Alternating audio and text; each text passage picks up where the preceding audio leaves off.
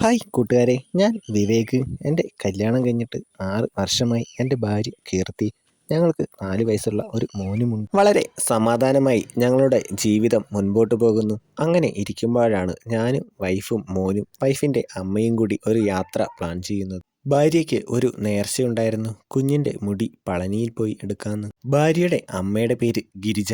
ഭാര്യയും അമ്മയും കണ്ടാൽ ചേച്ചിയും അനിയത്തിയാന്നേ പറയുള്ളൂ. കഴിഞ്ഞ വർഷം ഗവൺമെൻറ് ജോലിയിൽ നിന്ന് റിട്ടയർഡായി. ഇപ്പോൾ വീട്ടിൽ തനിയാണ് താമസം. എൻ്റെ ഭാര്യയ്ക്ക് നല്ല തടിയുണ്ട്. അമ്മായിയമ്മ ഒതുങ്ങിയതാണ്. കുഞ്ഞും കൂടെ ആയപ്പോഴേക്കും കീർത്തി ഓവർ തടിയായി. പലപ്പോഴും ഞാൻ കീർത്തിയോട് പറയാറുണ്ട്, മാമിയെ കണ്ടുപിടിക്ക്, എല്ലാം ആവശ്യത്തിനേ ഉള്ളൂ.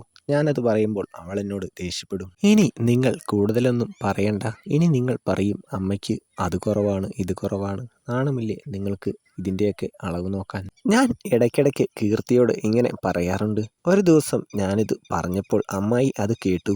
അമ്മയുടെ മുഖത്ത് ഒരു നാണം കലർന്ന ചിരി വന്നത് ഞാൻ ശ്രദ്ധിച്ചു. പിന്നെ പലപ്പോഴും ഞാൻ മാമിയെ ശ്രദ്ധിക്കാൻ തുടങ്ങി. ഞങ്ങളുടെ കണ്ണുകൾ ഇടയ്ക്കിടെ കൂട്ടിമുട്ടാനും പലതും ഞാൻ ശ്രദ്ധിച്ചു. കുമ്പളങ്ങ കാണാനും നല്ല ഭംഗിയാണ്. ആ സമയത്താണ് ഞങ്ങൾ പളനിക്ക് പോവാൻ തീരുമാനിക്കുന്നത്. ഇവിടുന്ന് രാവിലെ പുറപ്പെട്ട് വൈകുന്നേരമായപ്പോൾ പളനിയിൽ എത്തി. അവിടെ ഒരു ഹോട്ടലിൽ റൂമെടുത്തു. രാവിലെ അമ്പലത്തിൽ പോകുന്നതിന് മുമ്പ് കുഞ്ഞിൻ്റെ മുടിയെടുക്കാൻ ഹോട്ടലുകാർ ഒരു ബാർബറെ അറേഞ്ച് ചെയ്തു തന്നു. ബാർബറുടെ അടുത്ത് ചെന്ന് കുഞ്ഞിനെ എൻ്റെ മടിയിലിരുത്തി. ബാർബർ മുടി വെട്ടാൻ തുടങ്ങിയപ്പോഴത്തേക്കും അവൻ അമ്മൂമ്മേ എന്ന് വിളിച്ച് കരയാൻ തുടങ്ങി. മാമി പറഞ്ഞു, അവനെ ഇങ്ങുതാ, ഞാൻ പിടിക്കാം. അങ്ങനെ മാമി അവനെ എടുത്തു. എന്നിട്ടും അവൻ്റെ കരച്ചിൽ നിൽക്കുന്നില്ല. അവൻ മുടി വെട്ടാൻ സമ്മതിക്കുന്നേയില്ല. ബാർബർ മുടി വെട്ടുമ്പോൾ അവൻ കൈകൊണ്ട് തട്ടുകയാണ്. ഇത് കണ്ട് കീർത്തി പറഞ്ഞു, ചേട്ടാ അവൻ്റെ കൈയൊന്ന് പിടിച്ചു മാറ്റ്. ഞാൻ മാമിയെ നോക്കി. മാമി പറഞ്ഞു, എനിക്ക് ഒറ്റയ്ക്ക് പറ്റുന്നില്ല, നീ അവൻ്റെ കൈയൊന്ന് പിടിച്ചു മാറ്റ്. ഞാൻ അവൻ്റെ കൈകൾ ചേർത്ത് പിടിച്ചു. പക്ഷേ എന്നിട്ടും ബാർബർക്ക് മുടിവെട്ടാൻ പറ്റുന്നില്ല. ഞാൻ പുറകിലൂടെ കൈയിട്ട് കൊച്ചിനെ നല്ലപോലെ ചേർത്ത് പിടിച്ചു. എങ്ങനെയെങ്കിലും മുടി വെട്ടണമല്ലോ. ഞാൻ അവനെ നല്ലപോലെ ഇറുക്കി പിടിച്ചു. മാമി ഇടയിലായി. പഴം ചക്കകളുടെ ഇടയിൽ അമർന്നു. മോനെ ചേർത്ത് പിടിച്ച എൻ്റെ കൈകൾ കുമ്പളങ്ങയിലും ശരിക്കും അമർന്നു.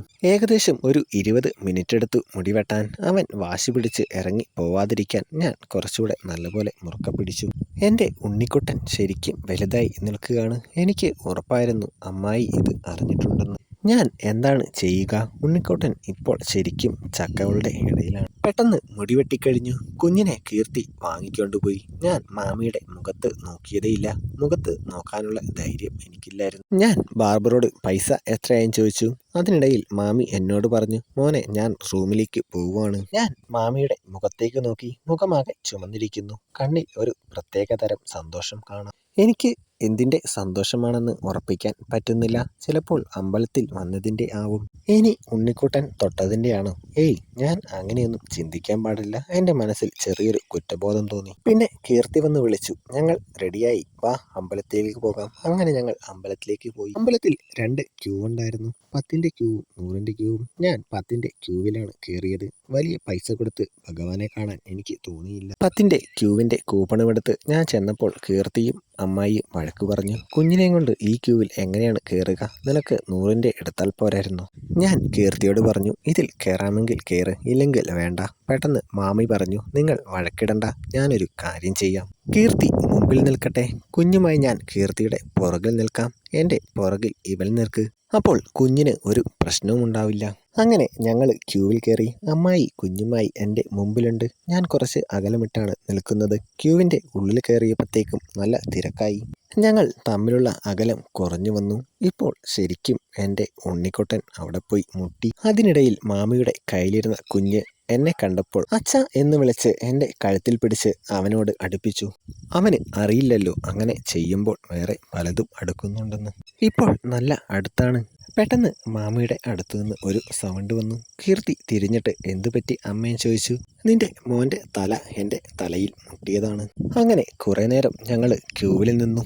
ഗൈസ്, കഥ എല്ലാവർക്കും ഇഷ്ടമായി എന്ന് വിചാരിക്കുന്നു. ഇഷ്ടമായ ലൈക്ക് ചെയ്യുക, ചാനൽ സബ്സ്ക്രൈബ് ചെയ്ത് സപ്പോർട്ട് ചെയ്യുക. അപ്പോൾ അടുത്തൊരു അടിപൊളി കഥയായി